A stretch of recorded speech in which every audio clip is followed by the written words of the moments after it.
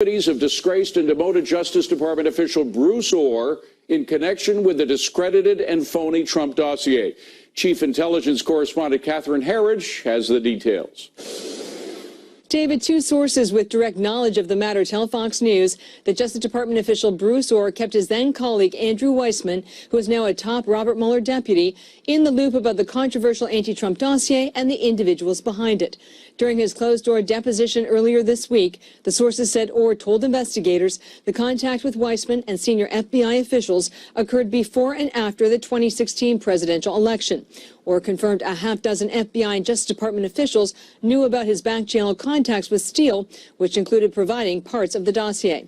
In his nearly 3 decades of government service, Orr told investigators he had never handled evidence this way before, and the broad circle of contacts indicates senior FBI leadership, Weissman, and at least 2 other senior Justice Department officials knew about Orr's back channel to Steele and the dossier.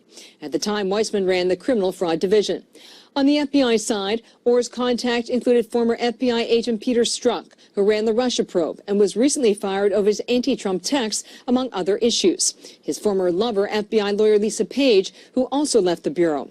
Former FBI Deputy Director Andrew McCabe, who was fired over allegations he lied to federal agents, as well as a more junior and current FBI agent who worked the Russia case with Strzok. Republicans in the House want the president to declassify FBI records about Orr and the surveillance warrant for Trump campaign aid.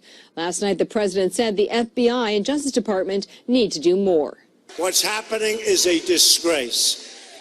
And at some point, I wanted to stay out, but at some point, if it doesn't straighten out properly, I want them to do their job. I will get involved, and I'll get in there if I have to. Disgraceful. House Democrats say the focus on Orr, a career civil servant whose portfolio did not include Russia, is being mischaracterized by Republicans, and his outreach on behalf of Steele was not prohibited or unlawful, David. Catherine Herridge, thank you very much. Joining me now is Greg Jarrett, Fox Business legal analyst and author of the #1 New York Times bestseller, The Russia Hoax, the illicit scheme to clear Hillary Clinton and frame Donald Trump. People can't get enough. I'm surprised it's still in print. This must be like the 10th printing or They're something. doing a second printing right now. Good for you. All right, Bruce Orr. A lot of us suspected when he was going to be speaking in those closed-door hearings, about which we're hearing more now, thanks to some sources inside there, that we weren't going to hear much. He's telling us a lot, particularly about Andrew Weissman, who is now a member of the Mueller team. That's right.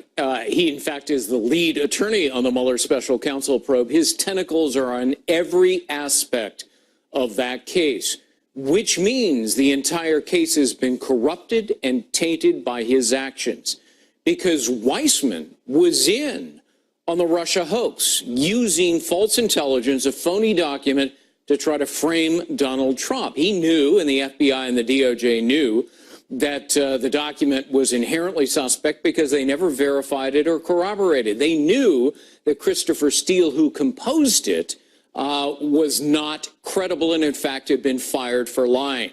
And they also knew, according to Bruce Orr, that Orr's wife had worked on the dossier, and they were both getting paid for peddling this document, which, by the way, is 3 different felonies. Well, if you're honest about that, apparently the one thing that Bruce Orr was honest about was informing the people at the FBI and the other people that indeed his wife was working for Fusion GPS. Should they not have been aware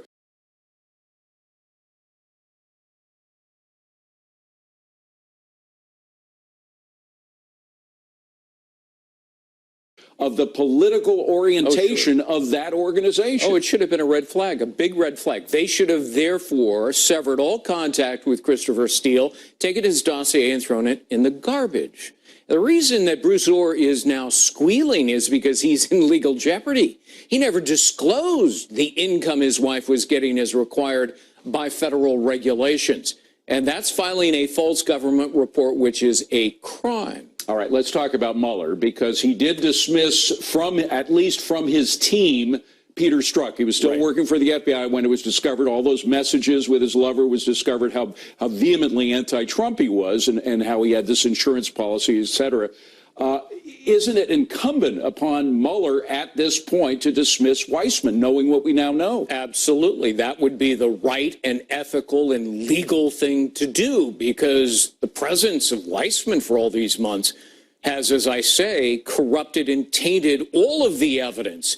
Under the exclusionary rule, under normal circumstances, none of it could be used. He should fire Weissman, and he should terminate his own special counsel probe. Do you think he will? No, he won't do it.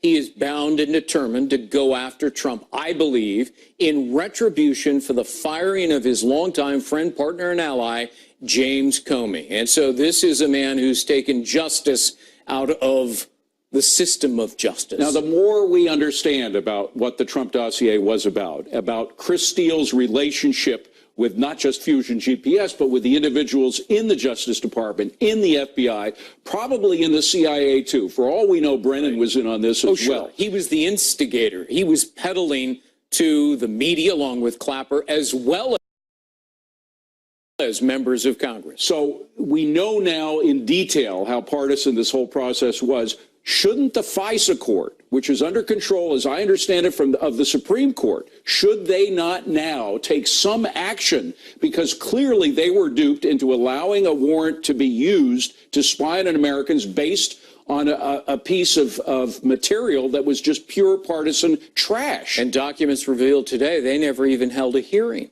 They approved all these FISA warrants to spy on the Trump campaign based on written paper submissions by the FBI and the Department of Justice, which means they never posed any questions.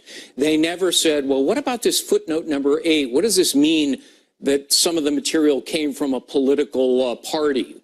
It was Hillary Clinton. Had they done their proper job and asked discerning, proper questions, they would have gotten to the bottom of it, and they would have rejected the wiretap warrant. Shouldn't the Chief Justice of the Supreme Court take actions on his own to try to straighten things out in the FISA courts, because they still have the power to spy on Americans? He appointed all 11 members of the FISC, the FISA court, and he is in charge of them. He should direct Rosemary Collier, the presiding judge, to hold a hearing, a show cause hearing, why people shouldn't be held in contempt. Haul the Department of Justice, the FBI, in front of them and have them explain themselves.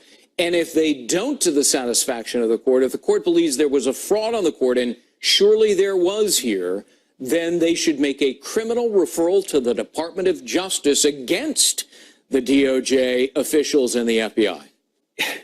Haven't we now had enough evidence that the Mueller investigation is corrupted by individuals that have a clear conflict of interest, if not actually going the distance to breaking the law in order to pursue their personal political interests? The law enforcers became the law breakers. We trust people in our law enforcement agencies, the Department of Justice, the FBI, and all of the others to uphold the law. They were breaking the law with impunity here for political purposes. But the Mueller investigation itself seems to be just completely filled with individuals that are part of this. Yes. Mueller sabotaged the integrity and credibility of his own investigation by hiring a team of partisan and ignoring his own multiple conflicts of interest, which, as I explain in the book, are mandatory disqualification. He didn't have a choice. The wording is, you shall recuse yourself. He didn't do it. Neither did Rosenstein. They, too, have corrupted their own investigation.